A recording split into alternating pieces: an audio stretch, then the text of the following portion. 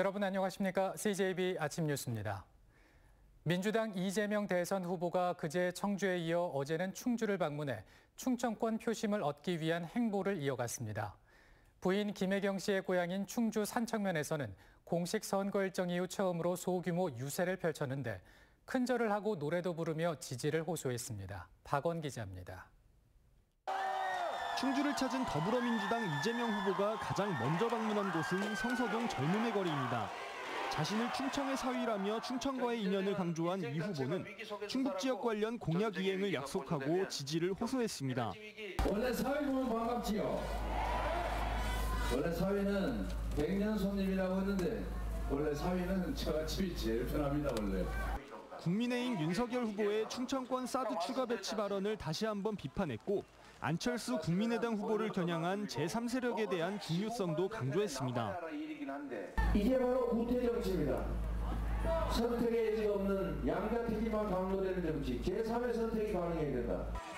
이어 부인 김혜경 씨의 고향인 산청면에서도 유세를 펼쳤습니다. 공식 선거운동 일정이 시작된 뒤로 소규모 유세를 벌인 것은 산청면이 처음입니다. 이 후보는 과거 처갓집이 있었던 산청면의 친근감을 표시하며 유세 차량에서 내려와 큰절을 올렸습니다. 주민들의 요구에 울고 넘는 박달재를 무반주로 부르기도 했습니다.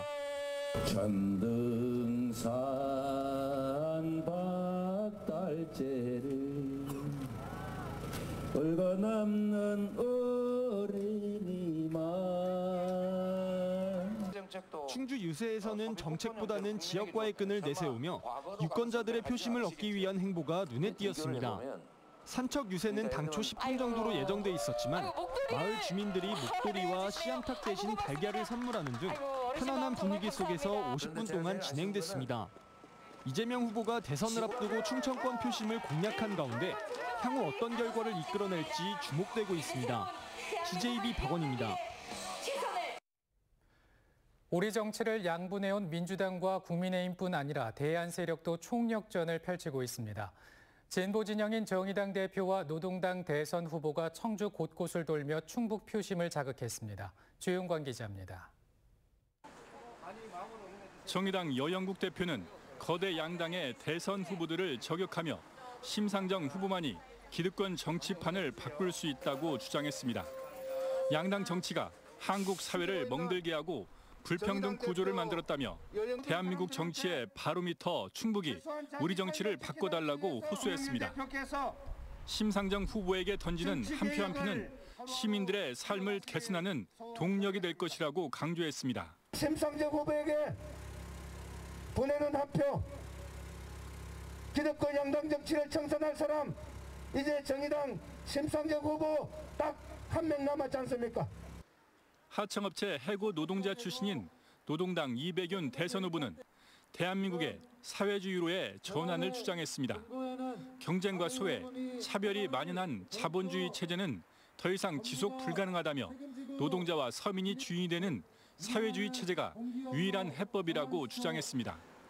이 후보는 비정규직과 실업 없는 완전 고용을 실현하고 의료와 교육, 돌봄 등을 국가가 책임지도록 하겠다고 공약했습니다. 사회주의 하면 우리 청년들의 그리고 일용직 노동을 쪼개기 근로를 전전하는 우리의 삶이 달라질 수. 선거 막판 열세 국면에서도 군소 후보들은 저마다의 주장과 공약을 앞세워 충북 민심의 문을 두드렸습니다. CJB 조윤광입니다. 청주를 연고로 한 프로축구팀 창단이 급물살을 타고 있습니다. 충청북도의 예산 지원이 사실상 현실화된 가운데 청주시 의회 문턱까지 통과하면 프로 2부 팀 창단이 현실화될 가능성이 높습니다. 이태현 기자입니다. 2018년 34관왕을 달성할 정도로 대한민국 유소년 축구를 이끌었던 청주 FCK. 하지만 김예건을 포함한 당시 주 전력 선수들은 대부분 전북이나 수원 등 다른 지역 프로 유소년 클럽으로 팀을 옮겼습니다. 지역 연고에 프로축구단이 없다 보니 유망주들의 이적은 예견된 일이었습니다. 청주를 연고로 한 프로축구단의 창단은 2015년과 2017년에는 청주시의회 문턱에서 좌절됐고 2019년에도 자치단체의 재정 지원이 없다는 이유로 프로축구연맹의 승인을 이끌어내지 못했습니다. 이런 가운데 청주 프로축구팀 창단지원금 10억 원의 추경안이 도의회 상임위를 통과했습니다. 도가 예산 지원에 나선 건 이번이 처음으로 청주시의 부담도 줄어들게 됐습니다. 금년에는 이렇게 출발을 하고 내년에는 본인 예산에 좀 더 예산을 더 집행을 해서 우리 정말 그 충북 프로축구단이 활성화될 수 있도록. 창단준비금은 사실상 자치단체의 프로팀 창단 의지를 나타내는 기준 때문에 청주시의 지원금 추경안까지 통과되면 연맹의 승인 가능성은 더 높아집니다. 청주FC는 올 상반기 안으로 창단 신청서를 다시 접수해 내년에는 2부 리그에 참가하겠다는 계획입니다. 인적 자원들이 좀 유출되는 게 가장 큰 문제였는데 이번 계기로 잘하면 이제 지역에서 그런 유망주 선수들을 계속 키울 수 있는 좋은 기회가 될 수 있을 것 같습니다. 한편 청주FC는 이번 주 일요일 오후 2시 청주 종합운동장에서 FC 목포를 상대로 한 홈 개막전을 시작으로 올 시즌에 돌입합니다. CJB 이태현입니다.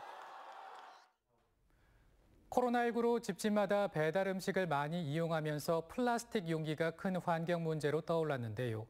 1인당 배출량이 연간 10kg을 넘어섰는데 플라스틱 배달 용기의 사용을 줄이고 재활용률을 높이는 게 중요해졌습니다. 안정은 기자의 보도입니다. 배달앱 활성화로 배달음식 서비스 시장이 비약적으로 커지고 있습니다.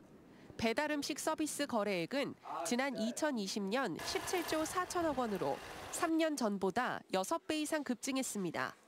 배달용 플라스틱 사용량도 덩달아 급증해 메뉴당 평균 18개의 플라스틱 용기가 사용된 것으로 나타났습니다. 배달 음식을 주당 2, 3회 주문할 경우 이용자 한 사람이 배출하는 플라스틱 배달 용기는 연간 1,300여 개, 10kg에 달합니다. 한국소비자원이 배달앱 3곳에 상위 10개 메뉴에 사용된 플라스틱 배달 용기를 분석했습니다. 이 중 재활용 가능 플라스틱은 PP, PE, PET 페트병 등 3종으로 조사 대상 중량의 약 64%를 차지했습니다. 하지만 소형 플라스틱이나 스티커 부착 용기 등 재활용 불가 형태를 제외하면 실제 재활용률은 45%에 불과한 것으로 조사됐습니다. 환경오염의 주범인 플라스틱 배달 용기에 대해 사업자와 소비자 모두 경각심을 높여야 하는 이유입니다. 재활용 가능한 재질로 전환하고 실링 용기는 뚜껑 형태로, 소형 반찬 용기는 일체형으로 표준화하는 등 개선할 경우 실질적인 재활용률을 약 78.5%까지 높일 수 있습니다. 배달앱 사업자가 자기 개인 용기를 사용하는 소비자에게 인센티브를 주도록 해 플라스틱 용기 사용량을 줄이는 방안을 검토할 필요가 있습니다. 또 배달 용기를 재활용이 가능한 형태로 표준화하는 것이 시급합니다. CJB 안정은입니다. 제천시가 전국 최초로 친환경 낙엽 투입비를 상품화하는 데 성공했습니다. 가을철 골칫덩이에서 해마다 수천만 원의 낙엽 소각 비용을 줄이고 일자리 창출은 물론 산불 예방에 수익까지 올리는 돈덩이로의 변신이 기대됩니다. 이윤영 기자의 보도입니다. 인분과 생활용수, 공장용수 등 청주 도심에서 발생한 모든 하수가 정화되는 곳입니다. 대략 하루에 28만 톤의 하수가 처리되면서 적지 않은 하수 슬러지가 발생합니다. 이 하수 슬러지에서 발생한 메탄가스의 일부는 현재 하수 처리장을 가동하는 에너지원으로 재활용되고 나머지는 외부 위탁 등을 통해 처리되고 있습니다. 그런데 오는 2026년 유기성 폐자원 통합바이오 가스화 시설이 들어서면 하수 슬러지뿐만 아니라 음식물 쓰레기, 가축 분뇨 등을 통합 처리해 메탄가스를 추출, 에너지를 공급할 수 있게 됩니다. 환경부의 국비공모 사업에 청주시를 비롯해 전국의 4개 자치단체만이 선정됐습니다. 전체 사업비는 1,456억 원가량으로 국비 지원 규모는 314억 원입니다.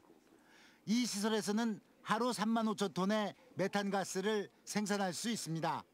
쉽게 설명하면 하루 600대를 기준으로 수소 충전소를 10개 운영하거나 수소전지 충전 방식으로 2만 가구의 난방을 할 수 있는 에너지량입니다. 이제는 폐기물을 처리하는 그런 개념으로 끝나는 게 아니라 이거를 폐기물을 자원으로 순환해서 다시 이거를 자원으로 끌어들이는 다시 그런 자원순환 과정으로 이해를 하십니다. 가장 큰 의미는 탄소 중립을 표방하지만 수소에너지 생산의 대부분을 석유화학에 의존하고 있는 한계를 벗어나 일상생활에서 발생하는 다양한 오염물질을 재활용할 수 있는 선순환의 구조를 마련한다는 데 있습니다. CJB 홍우표입니다. 방금 전해드린 리포트는 홍우표 기자의 리포트였습니다. 정정해드립니다. 다음 소식입니다.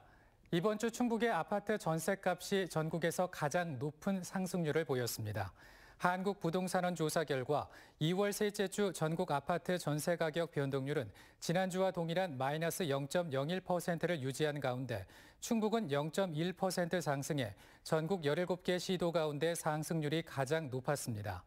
특히 충주시는 연수동과 칠금동의 중저가 위주로 0.22%나 급등했고 청주시 상당구도 용암동과 금천동 위주로 0.15% 올랐습니다. 충주시가 올해 전통무예 택견의 대중화를 위해 택견 지정학교를 기존 유치원 초등학교에서 중고교로 확대 운영합니다. 충주시 문화동에는 택견 연수원을 설치해 시민 누구나 무료로 택견을 배울 수 있도록 할 계획입니다. 또한 택견의 세계화를 위해 창설한 세계 택견 대회는 국비 5천만 원을 추가 확보해 올해 10월 개최할 방침이라고 밝혔습니다. 이상으로 CJB 아침 뉴스를 마칩니다. 시청해 주신 여러분 고맙습니다.